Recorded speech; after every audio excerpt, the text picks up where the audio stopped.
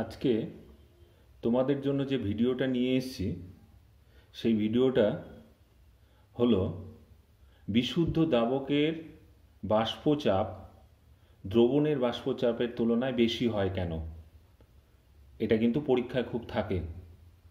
এটার ব্যাখ্যাটা আমি আজকে তোমাদের বুঝিয়ে দেব।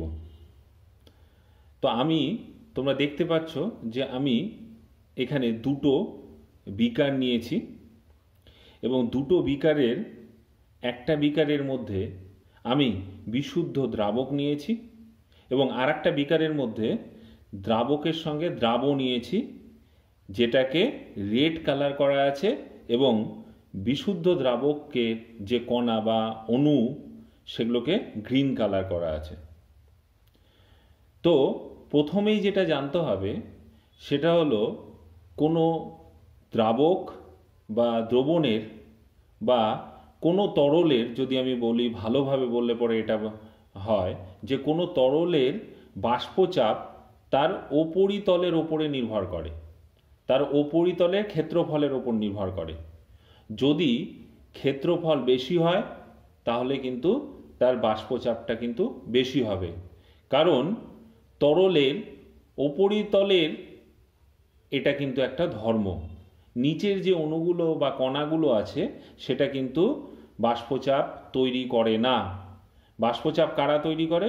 বাষ্পচাপ করে হলো উপরিতলের যে, এটা যদি তল হয় এই তরলটার, তাহলে উপরিতলের যে অণুগুলো আছে এই অণুগুলোই কি করে সবসময় ওপরে চলে যাওয়ার চেষ্টা করে এবং চলে যাওয়ার চেষ্টা করার জন্য ওপরে একটা চাপ প্রয়োগ করে। এটাকেই বলা হয় হলো তরলের উপরিতলের বাষ্পচাপ। এবার আমি এই বিকারটাতে বিশুদ্ধ দ্রাবকের বাষ্পচাপ যেটা সেটা আমি দেখাচ্ছি কিভাবে, গ্রিন কালার করে। যে উপরিতলে আমি যখন এখানে বিশুদ্ধ দ্রাবক দেব তখন উপরিতলে কিন্তু দ্রাবকের যে কণাগুলো আছে সেই কণাগুলো এই গ্রিন কালার দিয়ে আমি দেখাচ্ছি, এরকমভাবে উপরিতলে কিন্তু পরপর পরপর সাজিয়ে থাকবে। এবার এই তল থেকে সবসময় কণাগুলো ওপরের দিকে ওঠার চেষ্টা করবে, ওপরের দিকে যাওয়ার চেষ্টা করবে। তো চেষ্টা করার সময় কি করবে, উপরিতলে বায়ুমণ্ডল যে আছে এর উপরিতলে সেই বায়ুমণ্ডলে কিন্তু একটা চাপ সৃষ্টি করবে। এই চাপটাকে বলা হয় হলো বিশুদ্ধ দ্রাবকের বাষ্পচাপ। এটা যে কোনো তরলের ধর্ম। এবার এই বিশুদ্ধ দ্রাবকের বাষ্পচাপটা যদি আমি P0 ধরি এবং এরপরে যে আমি বিকারটা তোমাদের সামনে এখানে একটা ড্র করেছি, সেখানে দেখো এখানে কিন্তু দ্রবণ আছে। দ্রবণ কখন হলো? দ্রাব যোগ করার পরে কিন্তু দ্রাবকে যোগ করার পরে কিন্তু সেটা দ্রবণ হলো। তাহলে এই বিকারটার মধ্যে যে এই যে দ্রবণের উপরিতলটা আছে সেই উপরিতলের মধ্যে কিন্তু দ্রাবের কণাগুলোও কিন্তু সেই জায়গাটা দখল করবে। দ্রাবকের অণু তো থাকবেই, তার সঙ্গে সঙ্গে দ্রাবের অণু কিন্তু উপরিতলে থাকবে, নিচে তো থাকবেই। যে উপরিতলটা আছে সেই উপরিতলে কিন্তু দ্রাবকের অণুকে সরিয়ে কিন্তু দ্রাবের অণু জায়গা দখল করে রাখবে। তাহলে দেখা যাচ্ছে যে এর যে উপরিতলের ক্ষেত্রফল, সেই ক্ষেত্রফলের অনেকাংশ কিন্তু দ্রাবের অণু দ্বারা কি হয়ে আছে, আবদ্ধ হয়ে আছে। যেই দ্রাবের অণু কিন্তু ওপরে কিন্তু চাপ তৈরি করতে পারবে না। কে চাপ তৈরি করবে? দ্রাবকের অণুগুলোই কিন্তু উপরিতলে একটা চাপ সৃষ্টি করবে। তাহলে এই ক্ষেত্রে যদি উপরিতলে যে ক্ষেত্রফলটা আছে সেই ক্ষেত্রফলে যদি 50টা অণু বা কণা যদি থাকে যে চাপ প্রয়োগ করছিল, এই ক্ষেত্রে যখন দ্রবণ আমি করব সেই দ্রবণের ক্ষেত্রে কিন্তু এই কণার সংখ্যাটা কিন্তু কমে যাবে। কেন কমে যাবে? তার কারণ হলো উপরিতলের যে তলটা আছে সেই তলে কিন্তু দ্রাবের কণাগুলো কিন্তু ঢুকে যাবে।